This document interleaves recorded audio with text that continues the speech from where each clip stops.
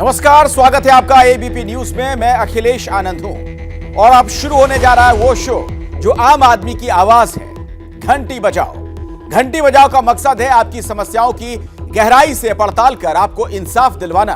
तभी तो हम हर रोज सरकार और सिस्टम में बैठे हर रसूखदार शख्स से तीखे सवाल पूछते हैं। आज जिस समस्या की हम विवेचना करने वाले हैं वो बीच शहर लोगों को मौत के मुंह में डालने और घर बैठे घर बार बर्बाद हो जाने के लिए जिम्मेदार है। सवाल है कि आखिर क्यों बाढ़ बारिश से इंसान घर बैठे डूब रहा है, वो भी देश के सबसे आधुनिक शहरों में शुमार बेंगलुरु जैसे हाईटेक सिटी में। और हद तो ये कि ये भ्रष्ट तंत्र इसके लिए उसे ही गुनहगार ठहराने पर पूरी तरीके से आमदा है जो इसके विक्टिम हैं। क्या आप जानते हैं शहरों के विकास के नाम पर और बाढ़ बारिश जैसी आपदा से निपटने के लिए सरकार करोड़ों करोड़ का बजट हर साल खर्च करती है, लेकिन नतीजा वही ढाक के तीन पात। तो क्या करप्ट सिस्टम यूं ही लोगों को ऐसे ही बीच शहर बाढ़ बारिश में डुबोता रहेगा? क्या यूं ही घर बैठे लोगों की जान जाती रहेगी? और क्या यूं ही हमारा सैकड़ों करोड़ का इंफ्रास्ट्रक्चर बारिश में बहता रहेगा? आप 8422840000 पर घंटी जरूर बजाइए और देखिए हमारी रिपोर्ट।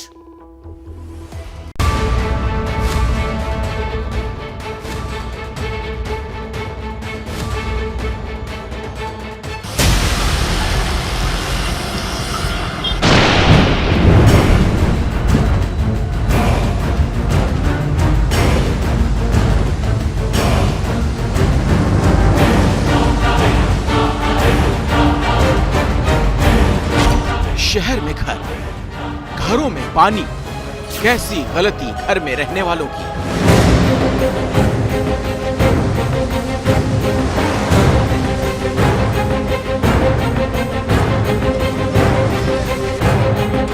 मानो किसी लेक या समंदर से होते हुए ये गाड़ियां जो है वो इस वक्त पार होती है कि ये बेंगलुरु शहर का वो हकीकत है जो आपको आज जानना बहुत ही जरूरी है।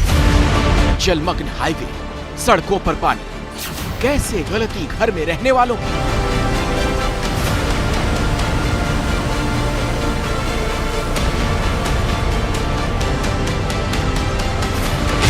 ये लेआउट जो आप इस वक्त देख रहे हैं ये एक स्टॉर्म वाटर ड्रेनेज पर बना हुआ है और करीब 40 घर ऐसे हैं जो कि उस ड्रेनेज वाटर के ऊपर ही बने हुए हैं। और जब डिमोलिश किया जाएगा तो क्या ऐसे में जो इसकी जितनी भी जिम्मेदारी होगी, क्या वो मिडिलमैन की जिम्मेदारी है?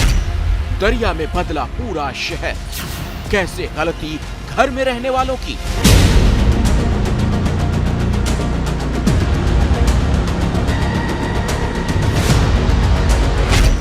Strict action without any notices as you. Yes, सबसे पहले तो हमारा लेआउट जो है वो करीब 20-22-25 साल पुराना है। परमिशन क्यों दिया उन लोगों ने? अगर ऐसा कुछ प्रॉब्लम था यहाँ पे, हम लोगों के पीछे क्यों पड़े हैं?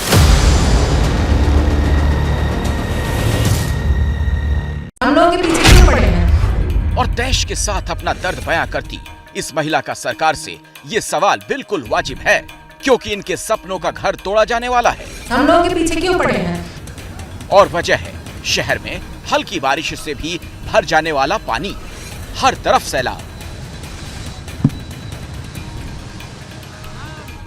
लेकिन इसका समाधान निकाला गया है ले देकर शहर के ढेरों आशियानों में। प्रशासन को लगता है इन पर बुलडोजर चलाए जाने से ही शहर को बाढ़ से बचाया जा सकता है।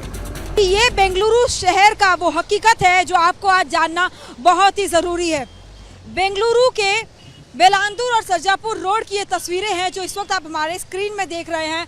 और यहाँ पर आप देख सकते हैं बारिश में किस तरह से सड़क जो है हर बार इसी तरह से भर जाती है, जो कि poor planning of urban city बता सकते हैं इसे, कि किस तरह से इसे प्लान किया गया है कि यहाँ पर किसी समंदर या लेक की तरह मानो यहाँ पर ये जो गाड़ियाँ हैं वो इस वक्त इन लहरों से होते हुए गुजर रही है।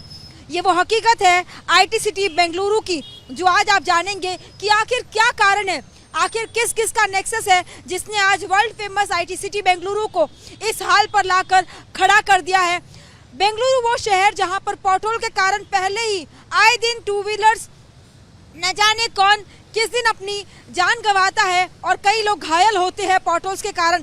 अब आप अनुमान लगाइए कि उन पॉटहोल्स को इन पानी में क्या देख पाना संभव भी है। लेकिन ये वो तस्वीर है जो दर्शाती है बेंगलुरु के उस हाल की, जो आज हर बेंगलुरियन यहाँ से होते हुए अपने मंजर तक पहुँचता है। लेकिन अब अगर सड़क पर निकलने वाले कुछ बेंगलुरु निवासियों की मंजिल होगी उनका बनाया सपनों का घर, तो निकट भविष्य में उनका घर अपनी जगह से हटाया जा चुका होगा। ಮರ್ಸಿಲೆಸ್ಲಿ ಯಾವುದೇ ಮುಲಾಜಿಲ್ಲದೆ ಯಾವುದೇ ಪ್ರಾಪರ್ಟಿ ಆಗಿರ್ಬೋದು, ಯಾರದೇ ಪ್ರಾಪರ್ಟಿ ಆಗಿರಬೇಕು, ಅದನ್ನ ಡೆಮಾಲಿಷನ್ ಮಾಡಿ ನೀರು ಆಚೆ ಹೋಗೋಕೆ ವ್ಯವಸ್ಥೆ ನಮ್ಮ ಕಂದಾಯ ಇಲಾಖೆ ಡಿಸಾಸ್ಟರ್ ಮ್ಯಾನೇಜ್ಮೆಂಟ್ ಆಕ್ಟ್ ಅಡಿಯಲ್ಲಿ ಇದು ಕ್ಲಿಯರ್ ಇದೆ. ಯಾರಿಗೂ ನೋಟಿಸ್ ಕೊಡೋ ಅಂತ ಅವಶ್ಯಕತೆನೆಲ್ಲ ಮಾಡಬೇಕು. ಈ ಬಾಟಲ್ ನೆಕ್ ಅನ್ನ ಹೇಳಿದಿರಿ, ನಾಳೆ ಅಥವಾ ನಾಡದ್ರಲ್ಲಿ ಈ ಕಾರ್ಪೊರೇಷನ್ ಅವರು ಎಲ್ಲೆಲ್ಲಿ ಬಾಟಲ್ ನೆಕ್ಸ್ ಪಾಯಿಂಟ್ಗಳು ಕೊಟ್ಟಿದ್ದಾರೆ, ಒಂದು 10 ಪಾಯಿಂಟ್ಗಳನ್ನು ಕೊಟ್ಟಿದ್ದಾರೆ. ಆ 10 ಪಾಯಿಂಟ್ಗಳಲ್ಲಿ ನಾಳೆಯಿಂದಲೇ ಅದನ್ನ ಡೆಮಾಲಿಷನ್ ಮಾಡುವಂತದಕ್ಕೆ ಮರ್ಸಿಲೆಸ್ಲಿ ಮಾಡಿ, ಯಾವುದೇ ಫೋನ್ ಅಟೆಂಡ್ ಮಾಡದೆ मर्सिलेसली माड़ी ಅಂತ ಹೇಳಿದಿರಿ। दरअसल इसका मुख्य कारण है एनक्रोचमेंट यानी अतिक्रमण। स्क्रीन पर दिख रही ये तस्वीर इसी अतिक्रमण का नतीजा है।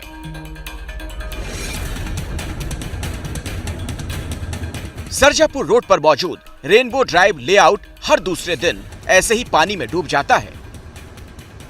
सैलाब की वजह से 86 साल के एक व्यक्ति ने हार्ट अटैक के बाद अपनी जान गंवा दी, क्योंकि उसे वक्त पर अस्पताल नहीं ले जा पाए लोग। आप जानकर हैरान होंगे कि आखिर ये लेआउट पानी में क्यों भर जाता है। दरअसल ये लेआउट स्टॉर्म वाटर ड्रेनेज यानी भारी बारिश के दौरान पानी जाने के लिए जो नालियां या कैनाल बनाई गईं, उसके ऊपर बना हुआ है। रेवेन्यू डिपार्टमेंट ने भी करीब 40 घर इस लेआउट में आइडेंटिफाई किए हैं, जो कि SWUD यानी स्टॉर्म वाटर ड्रेनेज के ऊपर बनाए गए हैं। यही कारण है कि हर दूसरे दिन जब भी बारिश होती है तो ये लेआउट पानी से भर जाता है, जिसके बाद ट्रैक्टर या बोट्स का सहारा लेना पड़ता है। ये लेआउट जो आप इस वक्त देख रहे हैं, ये एक स्टॉर्म वाटर ड्रेनेज पर बना हुआ है और करीब 40 घर ऐसे हैं जो कि उस ड्रेनेज वाटर के ऊपर ही बने हुए हैं। और यही कारण है कि यहाँ पर इस तरह से ये पानी भर आता है, क्योंकि जब पानी को जाने की जगह ही नहीं होगी तो आखिर पानी जाएगा कैसे। इसी तरह से ये केवल एक उदाहरण इस वक्त आप हमारी तस्वीरों में देख रहे हैं। बेंगलुरु में ऐसे न जाने कितने ही घर और कितने ही अपार्टमेंट्स बड़े बड़े इस तरह से बने हुए हैं, जो कि लेक बेड को ड्राई लैंड बनाकर वहाँ पर बिल्ड किए गए हैं, या फिर ड्रेनेज वाटर जो कि जाने का रास्ता होता है वहाँ पर इस तरह की लेआउट जो है वो सेट किए गए हैं। ऐसे में सवाल अब यही कि जब पानी को जाने की जगह ही नहीं होगी तो जाहिर सी बात है कि पानी जो है वो शहर के भीतर घुस आएगा और बुलडोजर की कार्रवाई शुरू होगी इस रेनबो ड्राइव लेआउट से। यहाँ कई पॉश घर बने हुए हैं और घरों का निर्माण तो 20-22 साल पहले हुआ था, लेकिन इन लोगों के आशियाने पर गिरेगी गाज प्रशासन के भ्रष्टाचार की, जो घरों को बनाने की अनुमति के साथ कई दशक पहले शुरू हुआ।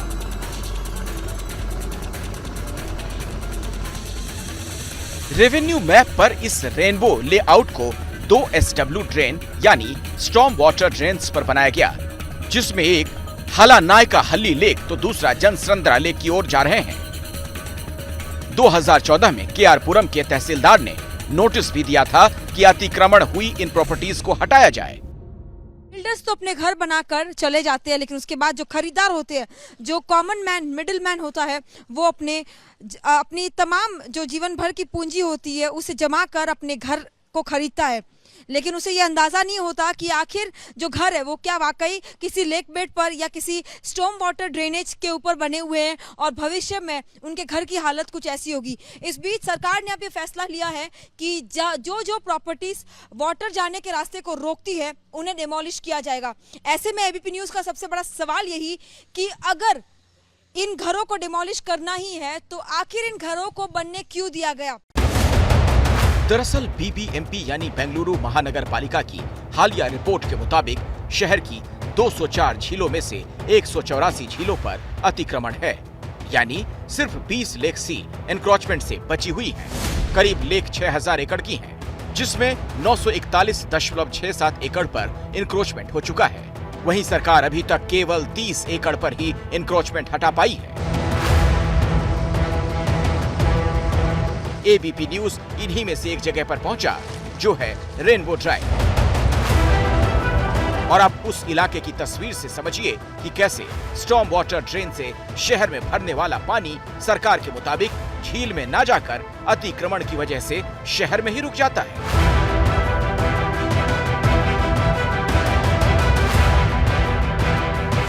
बेंगलुरु में रेनबो ड्राइव इलाके में 40 घर अवैध पाए गए।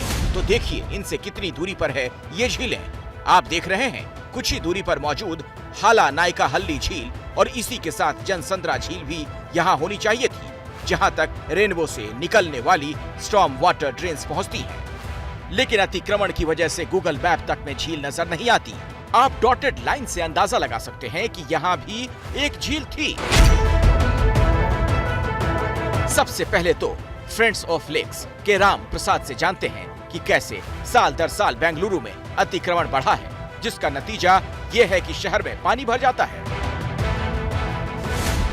यहाँ पे तालाबों को इंक्रोच किया गया है, ट्रेन्स को इंक्रोच किया गया है, और इसकी वजह से आज आप देख रहे हो कि बहुत, यानी कि अभी बारिश भी बहुत ज़्यादा आ रहा है, मगर फिर भी बेंगलोर 3000 स्क्वायर फीट ऊंची है, ऊपर है। तो ड्रेनेज सिस्टम यहाँ पे बहुत बढ़िया होती है और होना भी चाहिए, मगर यहाँ पे ऐसा नहीं है। उधर प्रशासन का बुलडोजर भी तैयार है। The main, as per our survey, what we have found is the major cause is the main stormwater drains are encroached. So our surveyors have marked it out. This is the encroachment which have happened, which is actually causing the flooding onto the main carriageway. We are starting with the major affected areas, which is actually causing the problem. So step by step we'll cover all the areas.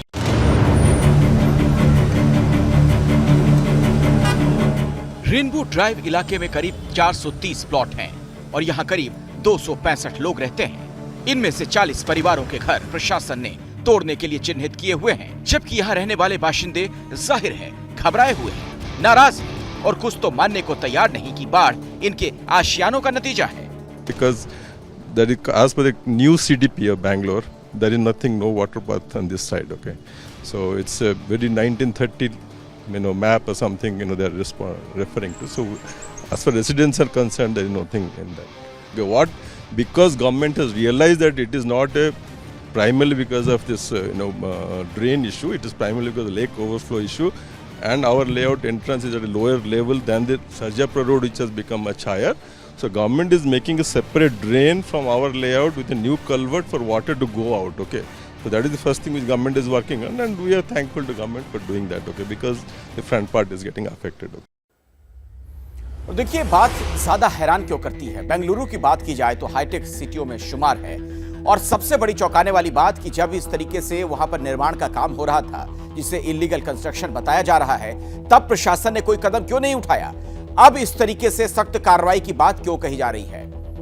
और अब बात करेंगे घंटी बजाओ के असर की। इस शो में दिखाई गई हमारी रिपोर्ट पर जब आप घंटी बजाते हैं तो सरकार को झुकना पड़ता है, अपने फैसलों को पलटना पड़ता है। एक बार फिर यही हुआ। हमने उत्तर प्रदेश के 2 लाख शिक्षकों की आवाज उठाई थी।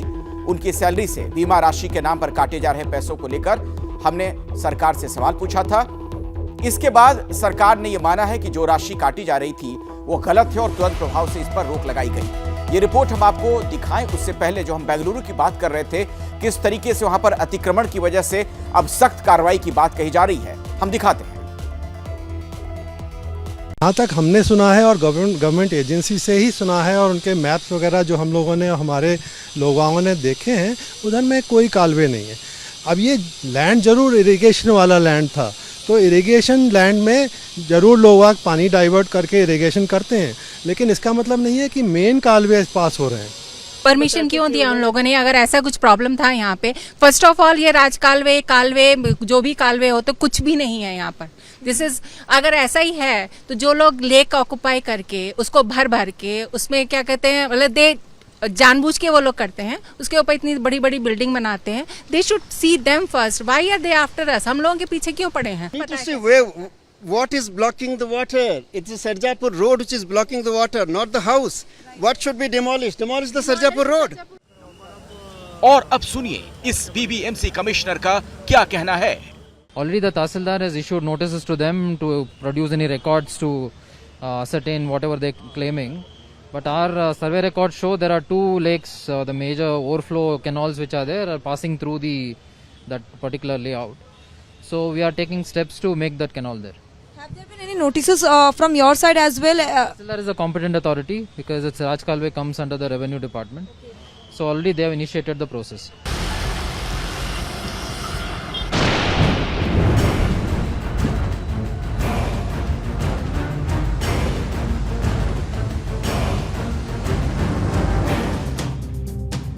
लेकिन सवाल वही कि शहर को डुबोया भ्रष्टाचार ने, हर सैलाब लाया भ्रष्टाचार।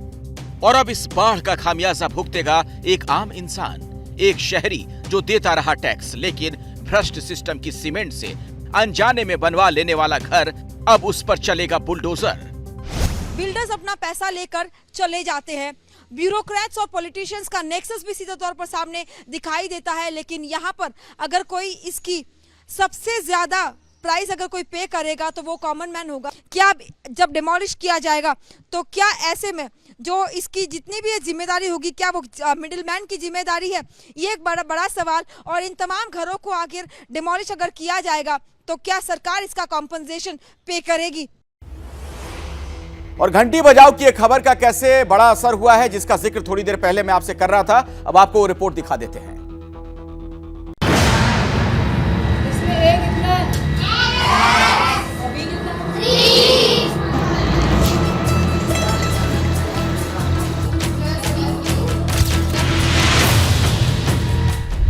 इस चिट्ठी को ध्यान से देखिए। ये उस आदेश की कॉपी है जो उत्तर प्रदेश के बेसिक शिक्षा विभाग की तरफ से जारी किया गया। इसमें सबसे ऊपर लिखा है शीर्ष प्राथमिकता यानी टॉप प्रायोरिटी, और नीचे लिखा है 31 मार्च 2014 के बाद से यूपी के बेसिक शिक्षा परिषदीय विद्यालयों में नियुक्त सभी शिक्षकों के वेतन से कटने वाली बीमा प्रीमियम राशि को तुरंत प्रभाव से काटना बंद कर दिया जाए। और सरकार को यह आदेश इसलिए जारी करना पड़ा क्योंकि आपने घंटी बजाई। देश के सबसे बड़े राज्य उत्तर प्रदेश से सामने आया है करोड़ों का टीचर बीमा घोटाला, और इसका जीता जागता सबूत है टीचरों की सैलरी। 31 अगस्त को हमने आपके अपने शो घंटी बजाओ में उत्तर प्रदेश के शिक्षकों की सैलरी से काटे जा रहे बीमा प्रीमियम की खबर दिखाई थी। उत्तर प्रदेश के करीब 2 लाख शिक्षकों के बीमा पर ही डाका डाल दिया गया। देश का भविष्य संवारते हुए शिक्षकों की गाढ़ी कमाई से कटने वाली बीमा की राशि का कुछ पता नहीं।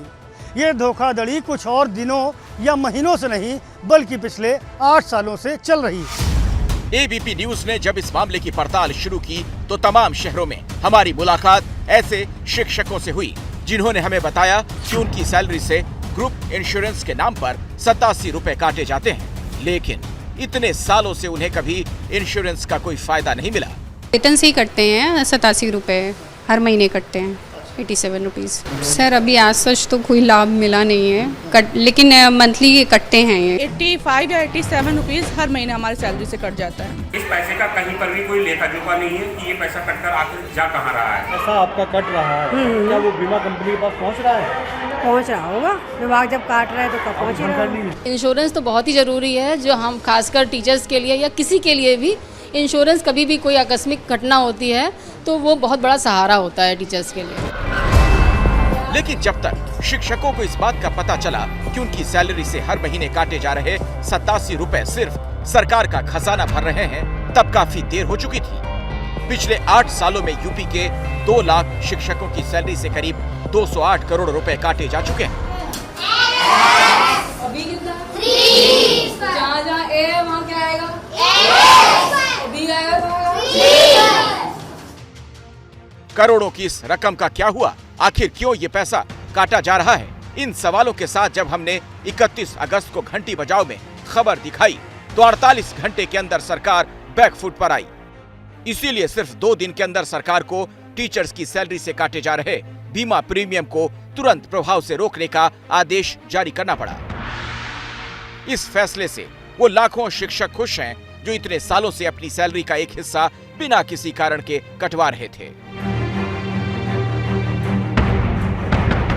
जैसे ही घड़ी का काटा दोपहर 2:30 पे आए, बबीता जी का दिल सास बहू साजिश के लिए मचल जाए।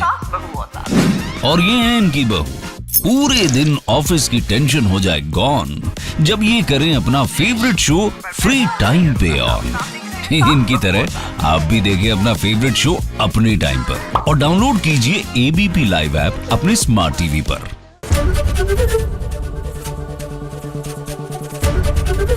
एबीपी न्यूज आपको रखे आगे।